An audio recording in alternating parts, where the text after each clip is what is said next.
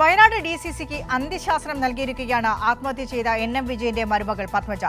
IC Balakrishnan പറഞ്ഞിട്ട് പണയം വെച്ച വീടിന്റെയും പറമ്പിന്റെയും ആധാരം തിരിച്ചെടുത്ത് നൽകിയില്ലെങ്കിൽ ഒക്ടോബർ 2 മുതൽ സമരത്തിനൊരുങ്ങുമെന്ന് പറയുകയാണ് പത്മജ. PV ജോഷ്ലയുണ്ട് വയനാട്ടിൽ നിന്നും. ബത്തേരി അർബൻ ബാങ്ക് അധികൃതരുടെ ഭീഷണി വാർത്താ സമ്മേളനത്തിനെ തുടർന്നാണ് ഇന്ന് പത്മജ മാധ്യമങ്ങളെ കണ്ടത്. ബത്തേരി അർബൻ ബാങ്ക് അധികൃതർ പറഞ്ഞ കാര്യങ്ങളെല്ലാം വസ്തുത വിരുദ്ധമാണ് എന്നായിരുന്നു അവർ പറഞ്ഞത്. ഇന്ത്യൻ നാഷണൽ കോൺഗ്രസ് പാർട്ടിയുടെ നേതാക്കളാണ് കരാർ ഉണ്ടാക്കിയത്. ആ കരാർ പ്രകാരം കഴിഞ്ഞ ജൂൺ 30-ന് തന്റെ എല്ലാ കടങ്ങളും വീട്ടേണ്ടതായിരുന്നു. എന്നാൽ ഇതുവരെ 20 ലക്ഷം രൂപ മാത്രമാണ് കോൺഗ്രസ് പാർട്ടി തനിക്ക് തന്നത്. ആ പണം താൻ കടം വീട്ടാൻ തന്നെയാണ് ഉപയോഗിച്ചത്. ഒരു തരത്തിലും ഒരു വ്യവസായത്തിനോ അല്ലെങ്കിൽ ഒരു സംരംഭത്തിനോ അത് ഉപയോഗിച്ചിട്ടില്ല. കള്ളമാണ് ഇപ്പോൾ നേതാക്കൾ പറഞ്ഞ് പ്രചരിപ്പിച്ച് നടക്കുന്നത്. T. സിദ്ദിഖ് MLA ഇത്തരത്തിൽ പ്രചാരണം നടത്തിയത് തനിക്ക് വലിയ വേദനയുണ്ടാക്കിയത് കാരണമാണ് താൻ ആത്മഹത്യക്ക് ശ്രമിച്ചതെന്നും ഇന്ന് പത്മജ പറയുകയുണ്ടായി. ഇന്നലെ DP രാജശേഖരൻ പറഞ്ഞല്ലോ,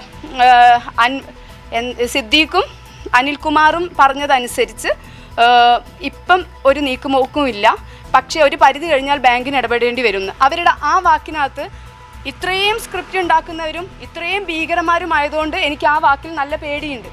അതേസമയം തന്നെ സെപ്റ്റംബർ 30 വരെ ഞാൻ കോൺഗ്രസ് പാർട്ടിക്ക് സമയം നൽകും. ഞങ്ങളുടെ കുടുംബം സെപ്റ്റംബർ 30-ന് ശേഷം ഇത്തരത്തിൽ ആധാരമടക്കം എടുത്തു തന്നില്ലെങ്കിൽ കോൺഗ്രസ് പാർട്ടിക്കെതിരെ കൽപ്പറ്റ DCC ഓഫീസിന് മുൻപിൽ നിരാഹാര സത്യാഗ്രഹം ആരംഭിക്കുമെന്നും ഇന്ന് പത്മജ പറയുകയുണ്ടായി. അത് ഒക്ടോബർ 2-നാണ്, ഗാന്ധി ജയന്തി ദിനത്തിലാണ് ആരംഭിക്കുകയെന്നും അവർ പറഞ്ഞു. സെപ്റ്റംബർ 30 എന്നൊരു ഡേറ്റ് ഞാനും എൻ്റെ ഭർത്താവും ഇന്ത്യൻ നാഷണൽ കോൺഗ്രസിന് കൊടുക്കുകയാണ്. സെപ്റ്റംബർ 30-നുള്ളിൽ ഞങ്ങളുടെ പട്ടയം എടുത്തു തന്നില്ല എങ്കിൽ ഒക്ടോബർ 2 ഗാന്ധി ജയന്തി മുതൽ ഞാനും എൻ്റെ ഫാമിലിയും നിരാഹാരം ഇരിക്കാൻ പോവുകയാണ്.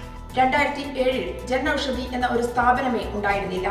പിന്നെ എങ്ങനെയാണ് അച്ഛൻ ഇതിനായി പണം ചെലവഴിച്ചത് എന്നുള്ളത് കോൺഗ്രസ് നേതാക്കൾ വ്യക്തമാക്കണമെന്നും അവർ പറഞ്ഞു. ജനൌഷധി ആരംഭിക്കുന്നത് 2017-ന് ശേഷമാണ്. അതുവരെ അത്തരത്തിൽ ഒരു സ്ഥാപനം ഉണ്ടായിരുന്നില്ലെന്നും അച്ഛൻ പേഴ്സണൽ ലോൺ എടുത്തതിന് ശേഷമാണ് അത്തരത്തിൽ ഒരു സ്ഥാപനം ആരംഭിച്ചതെന്നും ഇന്ന് പത്മജ വ്യക്തമാക്കി.